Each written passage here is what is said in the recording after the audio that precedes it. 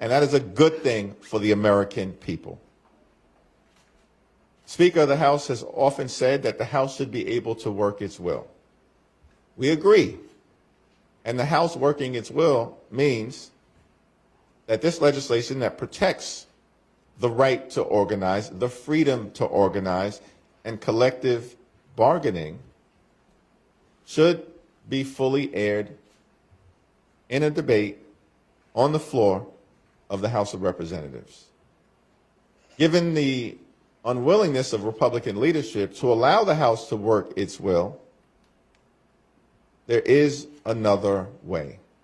And so we're encouraging everyone who has supported this legislation or who has expressed support for everyday Americans, working class Americans, and the organized labor movement to sign this discharge petition so we can protect the freedom to organize, protect the path toward the American dream that has always been made far more viable by organized labor, and protect the ability of all Americans who are working hard and who are playing by the rules to live the good life and experience the American dream. It's now my great honor to yield to a tremendous champion for hard-working American taxpayers, the men and women of organized labor and beyond, because the union movement benefits everyone. Everyone. And the American people know it, which is why unions rate so highly in popularity across the ideological spectrum right now. And a woman who has done great work to lead this effort to bolster organized labor across the country is the president of the AFL-CIO, Liz Shuler. Well, good morning. Thank you so much, Leader Jeffries. And again, I'm Liz Shuler, president of the AFL-CIO. I am so proud to bring the voices of nearly 15 million working people in 63 unions into this room, especially our amazing brothers and sisters in the federal workforce. And every working person, as the leader said, in this country, because these attacks that are being waged against federal workers affect all of us. And I know we're going to hear from 3 of our federal union leaders who are on the stage, who have been on the front lines of this fight and have been standing up for their members and all workers every day since this executive order dropped on March 27th. And you'll see Everett Kelly, president of the American Federation of Government Employees, standing behind me. Matt Biggs, the president of the International Federation of Technical and Professional Engineers, and Randy Irwin, the president of the National Federation of Federal Employees, and you'll hear from them shortly. But I just cannot thank them enough, really, for their resilience, their leadership during challenging times, and of course, we're seeing every union across our federation that's been standing up and fighting back alongside them every step of the way. Because we have an old saying in the labor movement, if you come after one of us, you come after all of us. And we also need to recognize we would not be here without the elected officials standing behind us and with us, especially Leader Jeffries, who has been our champion from day one, the co-sponsors of this legislation, of course, Congressman Golden, who has been unrelenting, and we want to thank you, Congressman, for your leadership, and of course, Congressman Fitzpatrick. Just want to appreciate you showing that there is another way forward in this moment where we see so much division. And we know this is the most polarized moment since the Civil War. We've been hearing from political scientists. We feel that every day here in Washington, don't we? But if you get out of DC and you actually talk to Americans in our communities, Democrats, Republicans, Independents, there's one thing they do agree on. And the leader stole my headline. It's unions. They agree on unions. 70% of Americans say they support unions, according to polls. 9 in 10 young people under the age of 30 support unions.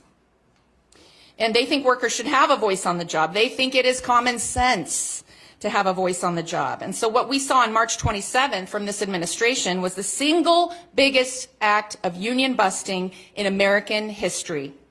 And it defied common sense. Just a few days after that EO was signed, we started traveling across the country to hear directly from workers about what this means to them. Workers like Irma Westmoreland, a nurse at a VA hospital in Augusta, Georgia, who said, you know, suddenly we can't speak up about our patients' needs without fear of losing our jobs. Workers like Jacqueline Sandel, a letter carrier in Charlotte, who said, these are the jobs and services my friends and family count on, and suddenly no one knows what is going on. Is there a single working person in a single working family who is better off when we live in that kind of chaos? The answer is no. When our federal workers can't stand up for themselves, are we better off? No. When this administration puts at risk our clean water, the safety of our food, our veterans, our heroes that can't get the care they need because the federal workforce is hollowed out, we are not better off. That hurts all of us. It hurts every community. And so we have the chance right now to do something incredibly powerful, to actually come together and say, let's protect those who protect us. And I couldn't be prouder of our workers, our local labor leaders who've already mobilized in their communities and contacted their elected officials to help them see how important this legislation is.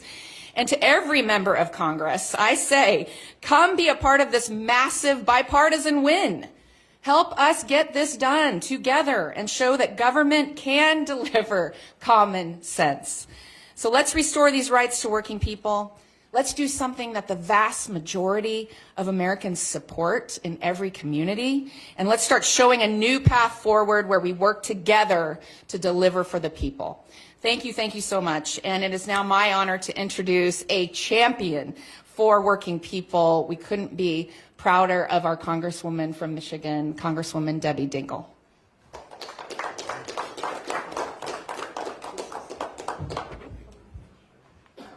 So good morning, everybody. And I first want to thank Jared and Brian Fitzpatrick for their leadership on taking a bill of such urgency.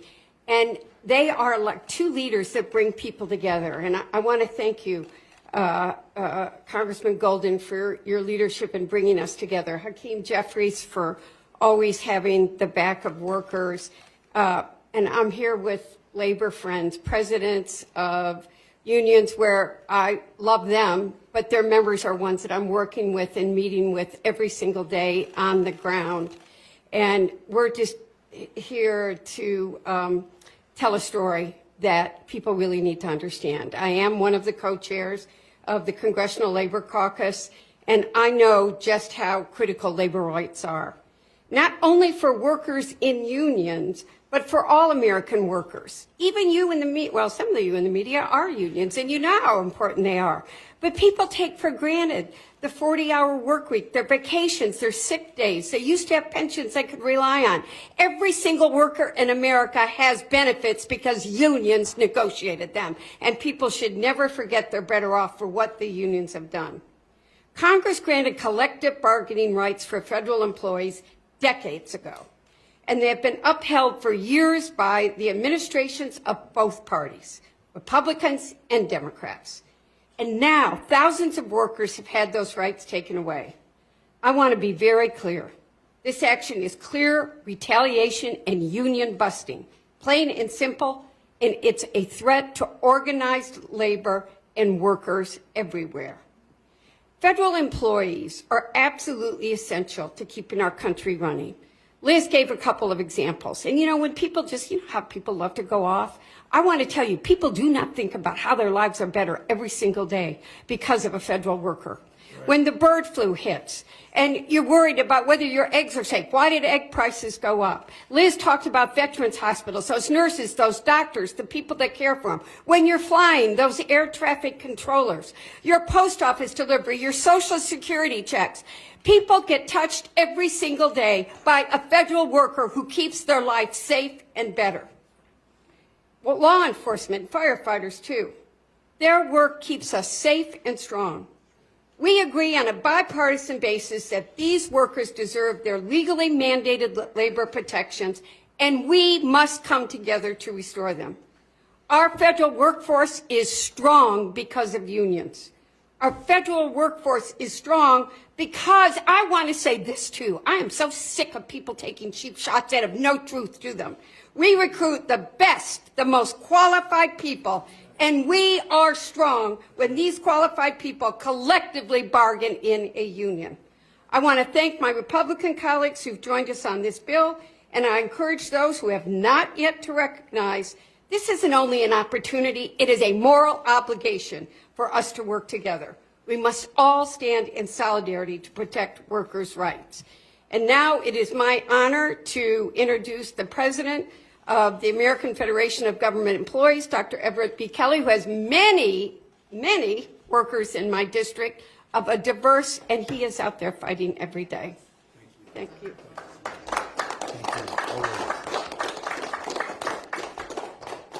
Good morning. I am Everett Kelly, the National President of the American Federation of Government Employees, representing over 820,000 federal and D.C. government workers. They are public servants, veterans, doctors, nurses, national security personnel dedicated to this country. I want to thank Leader Jeffries and Representative Golden, Norcross, Dingell, and Kazar for their leadership and for their support. I also want to thank our fearless leader, President of the AFL-CIO, and these labor leaders that stand with me today. March 27, 2025 was the worst day in our union's 100-year history. Citing national security as a pretext, the president unleashed the largest attack on labor unions in the U.S. history. As a veteran and former local president at an Army depot in Alabama, I know firsthand the strong union ties that makes the workforce safer and more efficient. Claiming collective bargaining harms national security is a ruse to silence the hardworking federal employees. Now is the time to act. We must pass Representative Golden's courageous bipartisan bill, H.R. 2550, to restore these rights. The only way to do that is through a discharge petition. And if you support federal workers, I submit to you it's time to sign the petition. If you support veterans, who make up a third of the workforce, if you support human rights in the workplace, I submit to you that it's time to sign the petition. Workers, the labor movement, and the country is watching. I want to let you know that we are all watching, and we're waiting for you to do the right thing. So thank you, brothers and sisters. I would now like to introduce Congressman Greg Kazar to the podium. Thank you. Good morning. I'm Greg Casad. I'm proud to represent the heart of Texas and be chair of the Progressive Caucus. But before any of that, I was a labor organizer, and I'm still proudly an AFSCME 1624 member. Whether you are identify as a progressive or a blue dog Democrat, or if you're a conservative voter, you know that collective bargaining is there to take care of you and take care of your family. And that is why the majority of the members of the United States House say that they support this legislation to restore collective bargaining rights to our workforce. The question for Republican members of Congress is, will they vote the same way that they talk? And that's the question that we need to present the American people. Because in Texas, we talk about some folks that are all hat and no cattle. And this is the moment of truth for those members of Congress on the Republican side. Will they vote with their own voters to support workers' rights in their own districts? Will they vote how they talk, or are they all talk? And that is the question that's presented to us, because working people in this country deserve politicians that do more than talk. They want to see us actually stand up for them. I'm so grateful to Congressman Jared Golden for walking the walk and leading here in Washington, D.C. on restoring collective bargaining rights to every American worker, and to my colleagues here and also to the labor presidents and labor leaders for your fight in this time. What President Donald Trump has done by taking collective bargaining rights away from 1 million workers is he is letting everyone know across the country that he wants to come for you next. If Trump is allowed to take collective bargaining away from our federal nurses, then he's going to come after truck drivers next. If Donald Trump is allowed to come and take collective bargaining rights away from people taking your call at the Social Security Administration, then he's sure as hell coming for construction workers next. If Donald Trump is allowed to take collective bargaining rights away from our veterans, then he's coming for you next. And the House Democrats are united, and a significant number of even House Republicans have said that they will support restoring collective bargaining rights for these workers. And the question is, will they actually vote for it? I hope that the answer is yes, but I know that voters will hold us accountable for making sure that we do work for the people, not just for the billionaires who want tax breaks or the big corporations who want to be able to pay you less and less while they charge everyday Americans more and more. So we know that our voters want to see us put up a fight. And Representative Golden, working alongside Congressman Fitzpatrick and the whole House Democratic Caucus, are ready to put up a fight for working Americans. And I think that everybody here in the press should be watching this closely, because we hear big talk from some Republicans saying they want to be the party of workers or party of the working class. They put their name on bills like this. We're just calling for an actual vote, because this is the biggest erosion of collective bargaining rights in our lifetimes, and we have a chance to turn it around. Like I said, I'm so grateful to our federal workers every day, and even more grateful to their union leadership who fight every day on their behalf. So next, I'm proud to call up Randy Irwin, who is the national president of the National Federation of Federal Employees. Great to be here today. I want to thank Representative Golden. Thank you so much for introducing this critical piece of legislation, critical bipartisan legislation. Again, I'm Randy Irwin. I am the national president of the National Federation of Federal Employees. We represent 110,000 federal workers nationwide. I do want to first thank the federal employees out there for the incredible work that they do every day, keeping our military ready, caring for our cherished veterans, caring for all of our public lands, maintaining our homeland security, guaranteeing clean air and clean water, safe food and safe air travel, secure borders and secure passports, and so many other essential services that the American people rely on. So NEFI is extremely proud to support the bipartisan Protect America's Workforce Act, a critical piece of legislation that would restore collective bargaining rights to approximately 1 million civilian federal workers. The executive order signed on March 27th that aimed to eliminate collective bargaining at 18 federal agencies was the biggest assault on collective bargaining rights that we have ever seen in this country. Ever. Not just our lifetimes, the whole ever. It's union busting. It's union busting, plain and simple, on a level that we have never seen in this country. But let me tell you something. Collective bargaining in the federal sector is not a threat to national security. That idea is preposterous. It never has been. It never will be. We have more than 60 years of bargaining in the federal sector that prove that. And that is why the statutory right of federal employees to bargain must unequivocally be restored, and done so immediately. And that is what this legislation is all about. And I am so proud that members of Congress, working in true bipartisan fashion, took immediate action after this executive order was signed to draft legislation to keep this egregious executive order from going into effect. Bipartisan support has been built for this legislation, and we are now up to 222 co-sponsors, a solid bipartisan majority of the House of Representatives. How often can you say that about legislation in this day and age? Okay, virtually never. So the support for this legislation has been incredible. I want to say thank you to each and every member of Congress that co-sponsored this legislation. But now is the time to get this critical legislation moving forward. The American people support unions overwhelmingly. They do not want to see unions gutted, as this executive order attempts to do. And we cannot afford to wait. The stakes are truly too high. Our civil service has been stressed to an unprecedented degree. I hear from these folks every single day. And the critical services that they provide and that the American people rely on are at risk.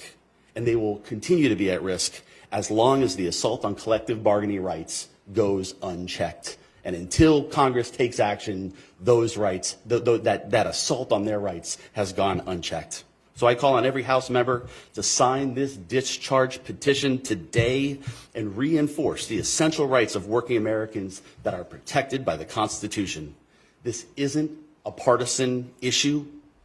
If you support essential freedoms, sign this discharge petition today. And so now it is my great honor to introduce a great friend of labor and federal employees, Congressman Donald Norcross. Thank you for the introduction. Proud member of IBW 351 for my entire working career, and it's great to be here. Leaders Jeffries, and certainly want to take a moment to thank Jared Gold, not only for the legislation or the discharge position we're talking about now, but just 2 nights ago he voted to give back Department of Defense employees their vote when we passed it out of the NDAA to restore it. And that was very big, and we appreciate you leading that also. To Liz Schuler, who was my president back when I was the local president of the AFL-CIO, and to the international president. I'm an electrician by trade. I happen to do this because of one reason: workers in my district.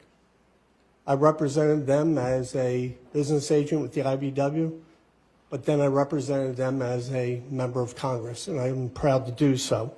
And one thing we knew is collective bargaining. The right to collective bargaining is essential in our world. We heard the biggest attack in the history of our country on organized labor by this administration, the biggest one that has ever happened, and then put it under the guise of national security.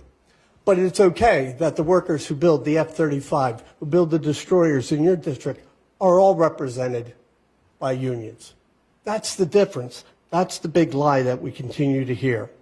That's why the NDAA amendment that we had to restore the right of workers for the Department of Defense passed in a bipartisan manner. And I want to thank all those members, both Democrats and Republicans, who voted for it. And it's a great setup for what we're talking about today, the discharge petition.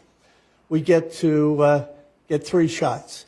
You get to sign the petition, you get to sponsor legislation, and then you get to actually do what they're doing, and that's to vote for it. Unions are formed not by edict, by an executive order. They are voted by the members. Democracy. 60 years ago, those members took a vote, and here we are, that sacred vote. And to quote a famous President Trump, stop the steal. He's trying to take their vote away. And that's why we're asking for folks to get down to the floor, sign the petition. And that is incredibly important. President Trump, stop the steal. And to wrap things up, as a dear friend I've known for so many years, the president of the IFPTE, please welcome Matt Biggs. Congressman Norcross, thank you. We represent a lot, over 10,000 members in New Jersey. You're a great champion for our members and for workers, working Americans. Congresswoman Dingell, thanks for your leadership on the Labor Caucus. Huge union supporter, thank you. Congressman Kassar, thank you for your support as well. And Congressman Golden, I just want to thank you for leading the effort on this bill. IFPTE, we represent some 2,000 members at the Portsmouth Naval Shipyard. where Congressman Golden in his state of Maine. Those workers, when that executive order was signed, lost their collective bargaining rights like that. They didn't do anything to deserve it. I mean, they protect our national security. The worst thing is the administration pointed to national security as a reason to take away their collective bargaining rights. They claim it endangers national security. That's outrageous, and it's just plain wrong. What that executive order does, actually, it's contrary. We're living kind of in an Orwellian country right now. It's actually going to hurt national security. Unions in the federal sector work collaboratively. A lot of people don't know this. They work in partnership with management. We have labor management partnerships where we meet on a regular basis, at least we used to before the union buster in chief took office. We meet regularly to come up with efficiencies. We meet regularly to address safety issues. This happens in the Department of Defense more than anywhere else, maybe the VA too, but the Department of Defense probably more than anywhere else in the federal sector. And it helps to enhance our national security and our homeland security. So what President Trump did when he signed that executive order is he actually hurt our national security. I'll say this too about unions. Federal unions, we bring transparency to the American public and to this Congress as to what's going on in these government agencies.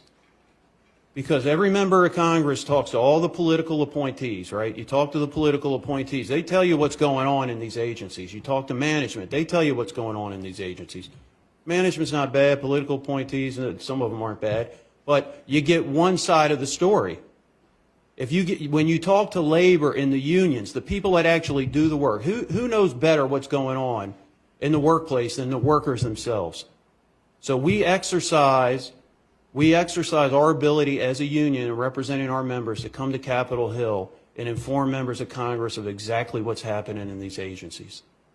And so when you take away collective bargaining rights, you're attempting to destroy our unions, obviously, and it will hurt transparency and accountability to the U.S. taxpayer.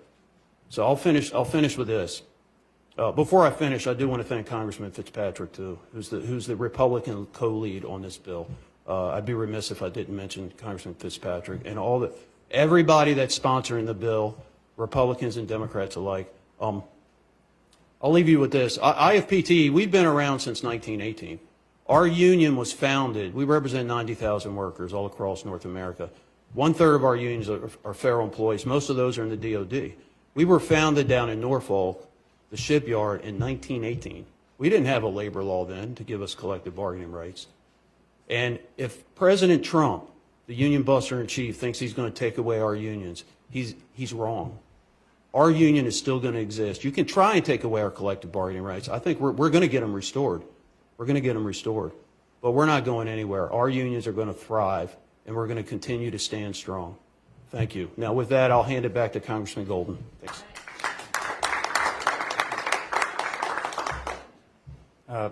Mara, I'm going to let you choose who gets to ask questions.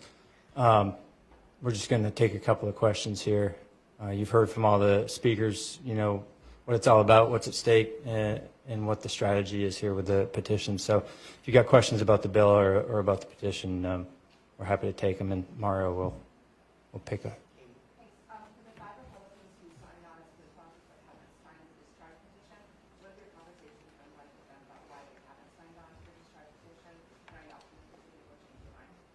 Yeah, I mean, I think you'll notice that this is, you know, a positive conversation here.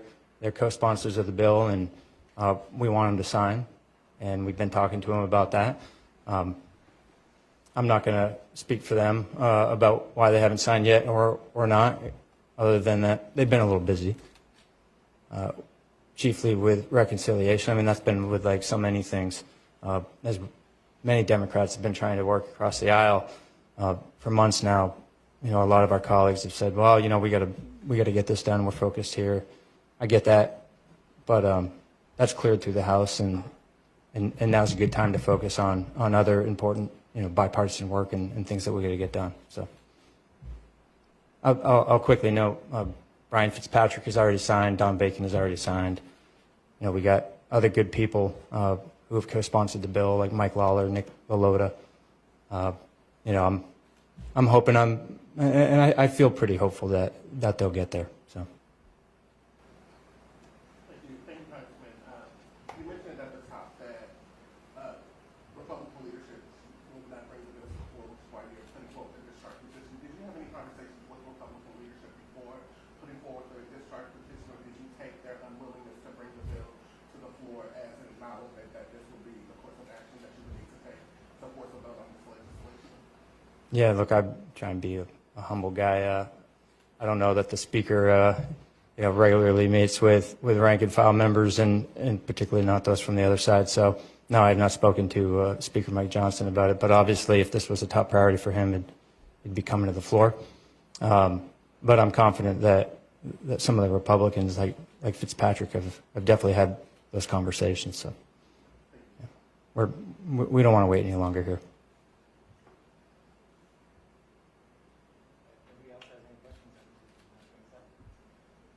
All right. Thank you very much.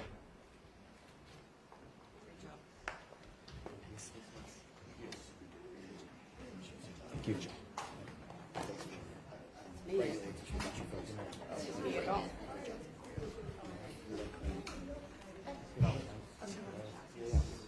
We'll be on. We'll keep an eye on it.